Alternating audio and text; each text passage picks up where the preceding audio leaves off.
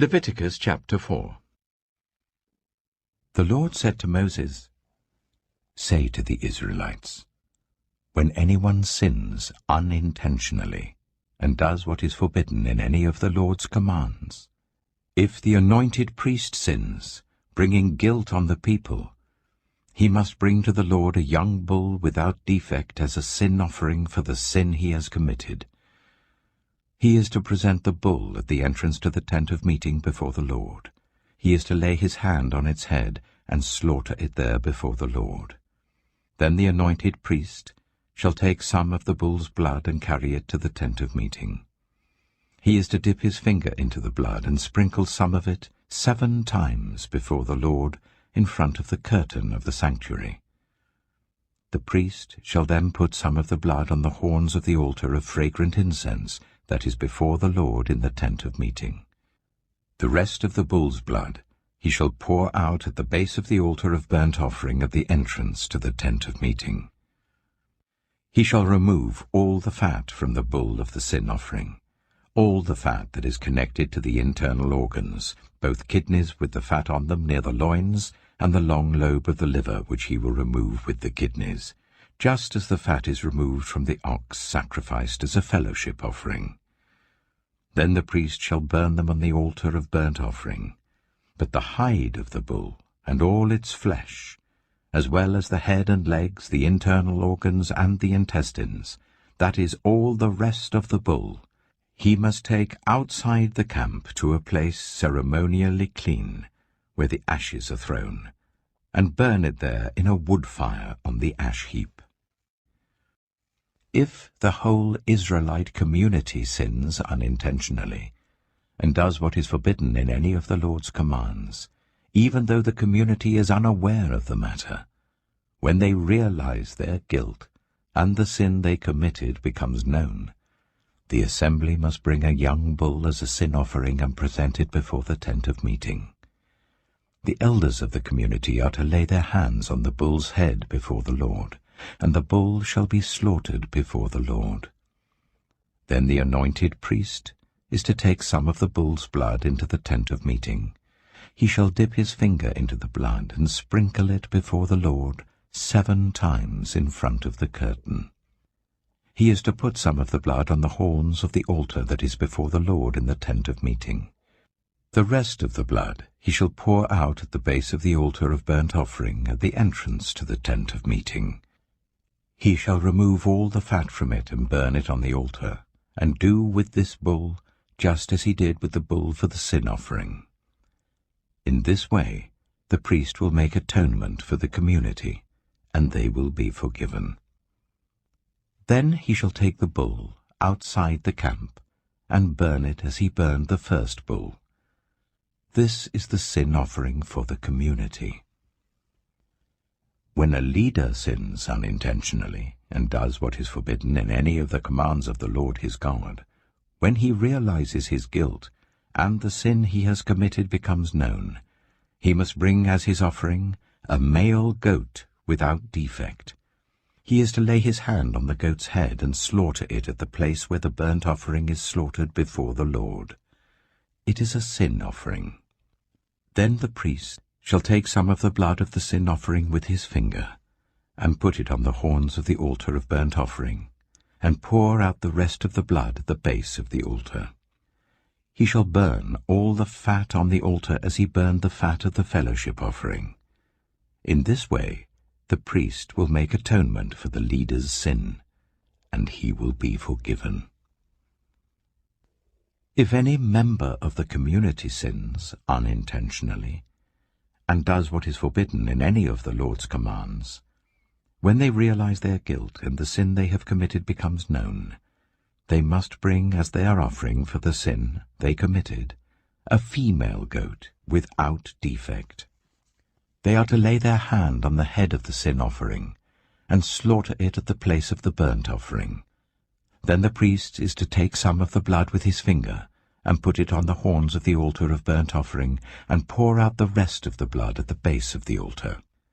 They shall remove all the fat, just as the fat is removed from the fellowship offering, and the priest shall burn it on the altar as an aroma, pleasing to the Lord.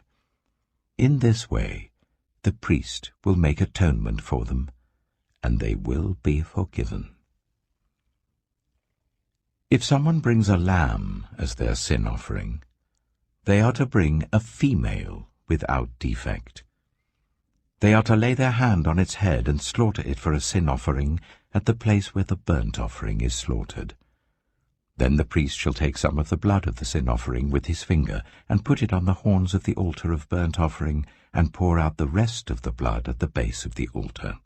They shall remove all the fat, just as the fat is removed from the lamb of the fellowship offering, and the priest shall burn it on the altar, on top of the food offerings presented to the Lord. In this way, the priest will make atonement for them for the sin they have committed, and they will be forgiven. Leviticus chapter 5. If anyone sins because they do not speak up, when they hear a public charge, to testify regarding something they have seen or learned about, they will be held responsible. If anyone becomes aware that they are guilty, if they unwittingly touch anything ceremonially unclean, whether the carcass of an unclean animal, wild or domestic, or of any unclean creature that moves along the ground, and they are unaware that they have become unclean, but then they come to realize their guilt, or if they touch human uncleanness, anything that would make them unclean, even though they are unaware of it, but then they learn of it and realize their guilt. Or if anyone, thoughtlessly, takes an oath to do anything, whether good or evil, in any matter one might carelessly swear about, even though they are unaware of it, but then they learn of it and realize their guilt. When anyone becomes aware that they are guilty in any of these matters, they must confess in what way they have sinned. As a penalty for the sin they have committed, they must bring to the Lord a female lamb or goat from the flock as a sin offering, and the priest shall make atonement for them for their sin. Anyone who cannot afford a lamb is to bring 2 doves or 2 young pigeons to the Lord as a penalty for their sin, one for a sin offering and the other for a burnt offering. They are to bring them to the priest, who shall first offer the one for the sin offering. He is to wring its head from its neck, not dividing it completely, and is to splash some of the blood of the sin offering against the side of the altar. The rest of the blood must be drained out at the base of the altar. It is a sin offering. The priest shall then offer the other as a burnt offering in the prescribed way, and make atonement for them for the sin they have committed, and they will be forgiven. If, however, they cannot afford 2 doves or 2 young pigeons, they are to bring as an offering for their sin 1/10 of an ephah of the finest flour for a sin offering. They must not put olive oil or incense on it, because it is a sin offering. They are to bring it to the priest, who shall take a handful of it as a memorial portion and burn it on the altar on top of the food offerings presented to the Lord. It is a sin offering. In this way, the priest will make atonement for them for any of these sins they have committed, and they will be forgiven. The rest of the offering will belong to the priest, as in the case of the grain offering. The Lord said to Moses, "When anyone is unfaithful to the Lord by sinning unintentionally in regard to any of the Lord's holy things, they are to bring to the Lord as a penalty a ram from the flock, one without defect and of the proper value in silver according to the sanctuary shekel. It is a guilt offering. They must make restitution for what they have failed to do in regard to the holy things, pay an additional penalty of 1/5 of its value, and give it all to the priest. The priest will make atonement for them with the ram as a guilt offering, and they will be forgiven. If anyone sins and does what is forbidden in any of the Lord's commands, even though they do not know it, they are guilty and will be held responsible. They are to bring to the priest as a guilt offering a ram from the flock, one without defect, and of the proper value. In this way the priest will make atonement for them for the wrong they have committed unintentionally, and they will be forgiven. It is a guilt offering. They have been guilty of wrongdoing against the Lord. Leviticus chapter 6. The Lord said to Moses, "If anyone sins and is unfaithful to the Lord by deceiving a neighbor about something entrusted to them, or left in their care, or about something stolen, or if they cheat their neighbor, or if they find lost property and lie about it, or if they swear falsely about any such sin the people may commit, when they sin in any of these ways and realize their guilt, they must return what they have stolen or taken by extortion, or what was entrusted to them, or the lost property they found, or whatever it was they swore falsely about. They must make restitution in full, add a fifth of the value to it and give it all to the owner on the day they present their guilt offering. And as a penalty, they must bring to the priest, that is, to the Lord, their guilt offering, a ram from the flock, one without defect and of the proper value. In this way the priest will make atonement for them before the Lord, and they will be forgiven for any of the things they did that made them guilty. The Lord said to Moses, "Give Aaron and his sons this command. These are the regulations for the burnt offering. The burnt offering is to remain on the altar hearth throughout the night till morning, and the fire must be kept burning on the altar. The priest shall then put on his linen clothes with linen undergarments next to his body, and shall remove the ashes of the burnt offering that the fire has consumed on the altar and place them beside the altar. Then he is to take off these clothes and put on others, and carry the ashes outside the camp to a place that is ceremonially clean. The fire on the altar must be kept burning, it must not go out. Every morning the priest is to add firewood and arrange the burnt offering on the fire and burn the fat of the fellowship offerings on it. The fire must be kept burning on the altar continuously. It must not go out. These are the regulations for the grain offering. Aaron's sons are to bring it before the Lord in front of the altar. The priest is to take a handful of the finest flour and some olive oil, together with all the incense on the grain offering, and burn the memorial portion on the altar as an aroma pleasing to the Lord. Aaron and his sons shall eat the rest of it, but it is to be eaten without yeast in the sanctuary area. They are to eat it in the courtyard of the tent of meeting. It must not be baked with yeast. I have given it as their share of the food offerings presented to me. Like the sin offering and the guilt offering, it is most holy. Any male descendant of Aaron may eat it. For all generations to come, it is his perpetual share of the food offerings presented to the Lord. Whatever touches it will become holy. The Lord also said to Moses, "This is the offering Aaron and his sons are to bring to the Lord on the day he is anointed: 1/10 of an ephah of the finest flour as a regular grain offering, half of it in the morning and half in the evening. It must be prepared with oil on a griddle. Bring it well mixed and present the grain offering, broken in pieces as an aroma pleasing to the Lord.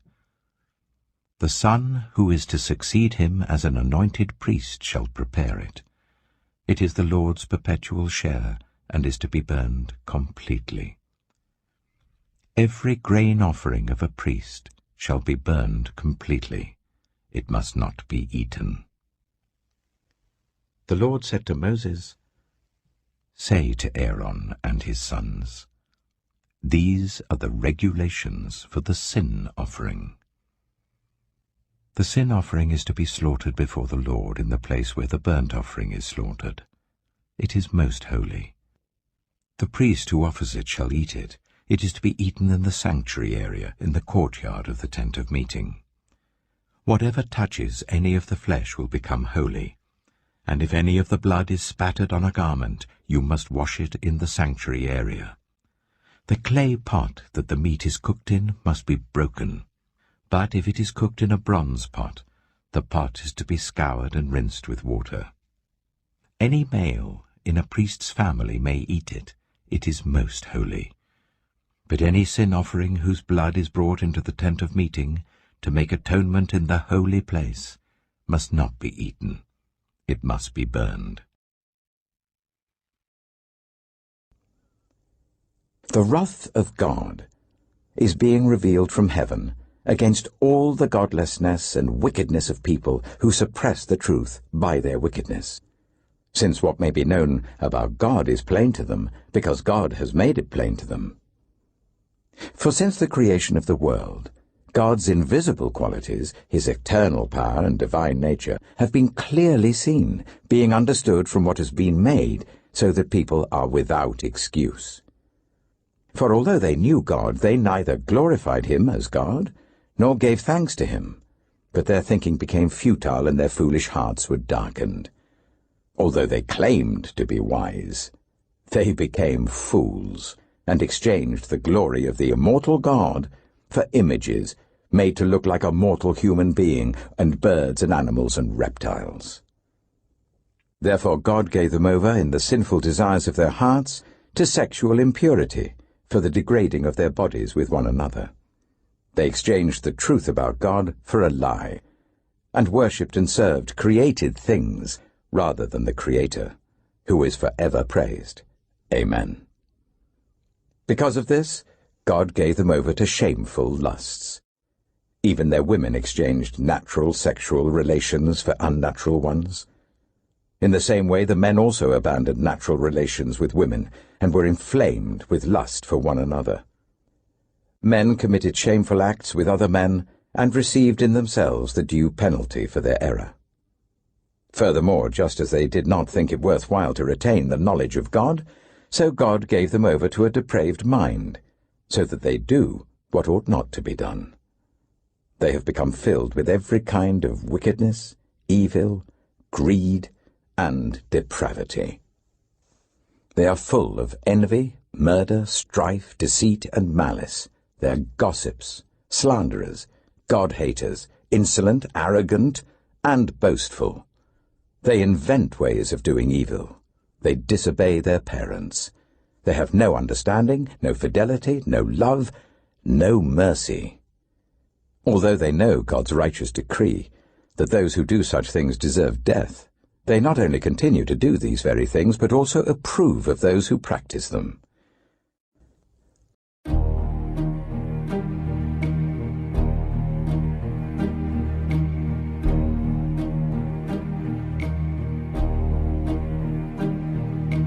Who can say where the road goes, where the day flows? Only time. And who can say